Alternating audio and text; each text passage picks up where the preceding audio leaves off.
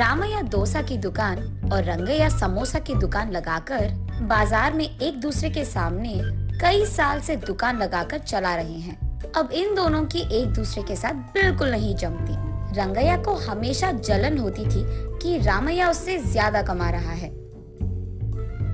और इतना ही नहीं, हमेशा कोई ना कोई बात पे रामैया से लड़ते रहता है रंगैया। ऐसे उन दोनों के बीच में बहुत ज्यादा नफरत था। एक दिन शहर में पढ़ रहे रामैया का बेटा रमेश घर आता है। अगले दिन वो अपने पिता के बाजार में लगी दुकान के पास आता है। वहाँ चल रही व्यापार को देख रमेश अपने पिता से ऐसे कहता है, पापा, आप हमारे दुकान में ज्यादा ग्राहक लाकर ज्यादा पैसा कमाने के मार्ग नहीं सोचते हो क्या? अब जितना मेरा सोच है उसी में चल रहा है बेटा। जितना भी मेहनत करूं वही कमाई मिल रही है। पापा, मेहनत से नहीं, चालाकी से कमाए जाते हैं पैसे।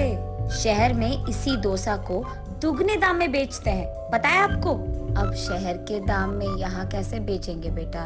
अगर दाम बढ़ा भी देना तो कोई भी खाने नहीं आएगा। पापा, मैं ये नहीं कह रहा हूँ कि शहर के दामों में यहाँ बेचे, बल्कि ये कह रहा हूँ कि ऐसा कुछ करे कि शहर का लाभ हमें यहाँ मिले। तुम्हारा इरादा मुझे समझ में नहीं आ रहा बेटा, थोड़ा समझा दो। आपको समझाना नहीं, करके दिखाऊंगा, ऐसे कहता है रमेश।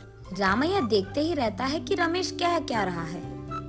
और इतने में रमेश उनके दुकान के बाहर एक बोर्ड डालता है।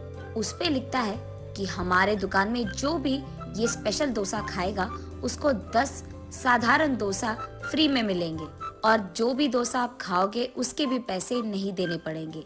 पर अगर स्पेशल डोसा खा नहीं पाए तो 10 डोसा का पैसे देना होगा, ऐसे लिख देता है। बोर्ड पे जो लिखा उसने वही बाजार में जोर से चिल्लाकर सबको सुनाता है। ये सुनकर बहुत लोग खुशी के मारे उनके दुकान पहुंच जाते हैं स्पेशल डोसा खाने। स्पेशल डोसा खाने के लिए मैं तैयार हूँ। नहीं नहीं, मैं तैयार हूँ। ऐसे सभी आपस में बहस करते हैं। तब रमेश उनके दुकान के बगल में एक बड़ा सा टेबल और चेयर लगाकर जो भी इस प्रतियोगिता में शामिल होना चाहते हैं उनको एक के बाद एक इस कुर्सी पे बैठना होगा, ऐसे कहता है। उसके बाद ठीक उस टेबल के जितना बड़ा डोसा वो बनाकर वहाँ लाता है और उस कुर्सी में बैठे आदमी के सामने पेश करता है। वहाँ मौजूद सारे लोग यही सोचते रहते हैं कि वो आदमी उस डोसा को खा पाएगा कि नहीं। आधा डोसा खाकर वो आदमी, मुझसे अब और नहीं होगा, ऐसे कहकर हार मानकर वो 10 डोसा के पैसे देकर वहाँ से चले जाता है। ऐसे ही एक के बाद एक स्पेशल डोसा खाने की कोशिश करके हार मानकर वहाँ से पैसे देकर चले जाते हैं। ये सब ठीक सामने से देख रहा रंगैया अपने आप में सोचने लगता है कि एक स्पेशल डोसा बनाने के लिए कितने पैसे लगते हैं। उसे पता था कि एक स्पेशल डोसा बनाने के लिए 3 डोसा लगते हैं, लेकिन बाकी 7 डोसा के पैसे तो लाभ में आ गए। तब उसे समझ आता है और कहता है, बाप रे, ये 3 डोसा बनाकर 7 डोसा का लाभ ले रहा है। बस रंगैया को जलन होती है। कुछ भी करके मुझे भी ऐसे ही पैसे कमाने होंगे, पर क्या करूँगा? ऐसे सोच सोच कर, हाँ, मैं भी उसकी तरह समोसा के दुकान के बाहर ये लिखता है कि जो भी आदमी 20 समोसा खा पाएगा उसको 10 और मुफ्त में मिल जाएंगे।